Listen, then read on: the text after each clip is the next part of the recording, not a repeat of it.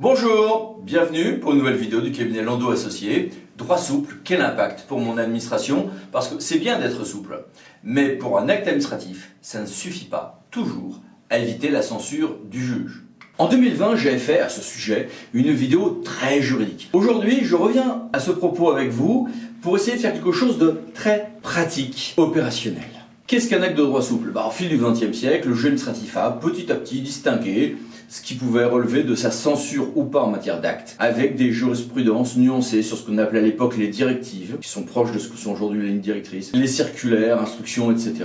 Et le juge a petit à petit, après quelques tâtonnements, défini la notion d'acte de droit souple pouvant être déféré devant le juge de l'excès de pouvoir. Il inclut désormais sous ce vocable tous les documents de portée générale émanant d'autorités publiques, matérialisés ou non, tels que les circulaires, instructions, recommandations, notes, présentations ou interprétations du droit positif. On ne saurait faire plus large. Un tel acte de droit souple pourra être une lettre, un guide, une page internet, un simple mode d'emploi, peu importe qu'on l'appelle circulaire, note d'information ou guide, avec plein de jurisprudence pour définir tout ceci que voici. Mais ces actes de droit souple ne seront pas tous susceptibles d'être censurés par le juge administratif. Certains de ces actes sont trop insignifiants, trop petits pour relever du juge administratif. Ce seront des simples mesures d'ordre intérieur. Ça continuera à s'appeler circulaire, instruction, guide, mode d'emploi, etc.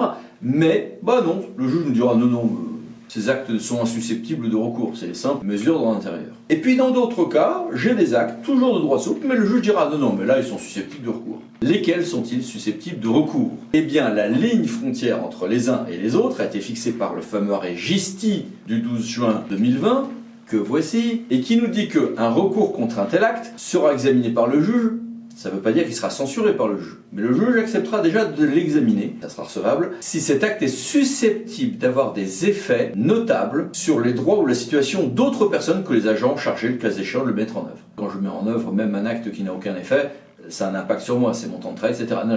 Est-ce que ça a un effet notable, marge de manœuvre, on le voit tout de suite, sur les droits ou la situation d'autres personnes que les agents chargés, le cas échéant, de les mettre en œuvre? C'est donc un critère d'effet sur autrui de cet acte, et puis quand j'ai aucun ajout juridique dans mes interprétations, a priori j'aurai une absence d'effet sur autrui, bien sûr. Ce qui inclut les actes impératifs, rien de neuf, mais aussi l'ensemble des actes ayant un caractère de ligne directrice, avec l'obligation derrière pour l'administration d'appliquer ses propres lignes directrices.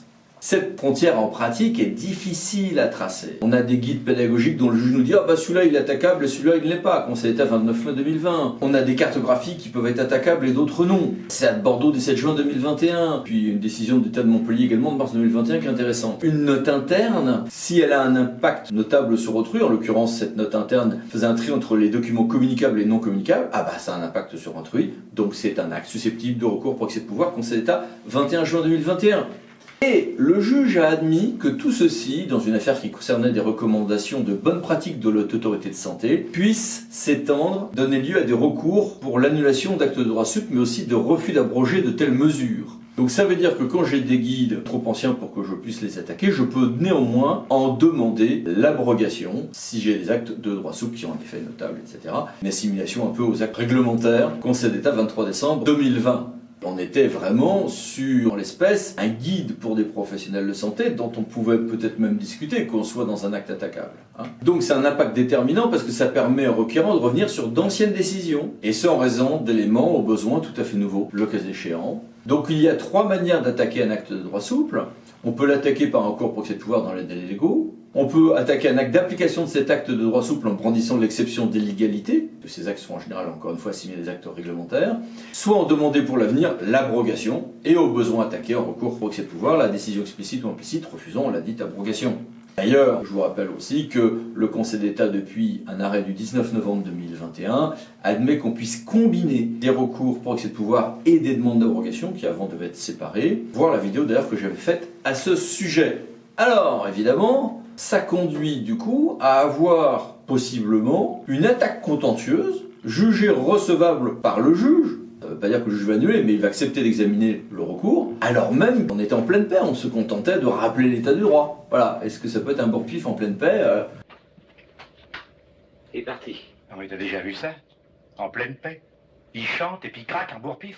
Mais il est complètement fou, ce mec. Alors que moi, je ne faisais que donner des informations pédagogiques pour les gens. Oui et non, si je me contente de rappeler des règles de droit, j'aurai un acte qui ne sera pas susceptible de recours. Mais le problème qui se passe, c'est que, et on l'a vu avec par exemple un arrêt du 24 mars 2021 du Conseil d'État, il suffit que j'interprète un tout petit peu le droit pour que, ça devienne dans ces cas-là un acte susceptible de recours.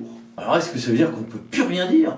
Ah si, on peut continuer à libre administration de continuer à écrire des guides, des recommandations, des modes d'emploi, des suggestions, des circulaires, des lignes directrices, et c'est indispensable. Simplement, certains de ces actes pourront désormais donner lieu à recours si ils ont des effets notables sur le droit à l'utilisation d'autres personnes que les agents chargés de cas échéant de les mettre en œuvre, et le tout avec un contrôle juridictionnel opéré par le juge administratif qui est tout à fait classique. Je vous ai mis quelques compléments. Alors, comment déduire de tout ceci d'un point de vue opérationnel ? Eh bien, il ne faut pas s'inquiéter outre mesure de cette évolution de la jurisprudence. Mais la conséquence opérationnelle, c'est qu'il faut désormais prendre garde à effectuer un peu plus de vérification juridique, même pour des actes qu'il y a quelques années encore, on considérait comme anodins, notamment les documents explicatifs. Voilà, merci, à bientôt pour d'autres vidéos du cabinet Landau Associés. Pensez à vous abonner. Merci, au revoir.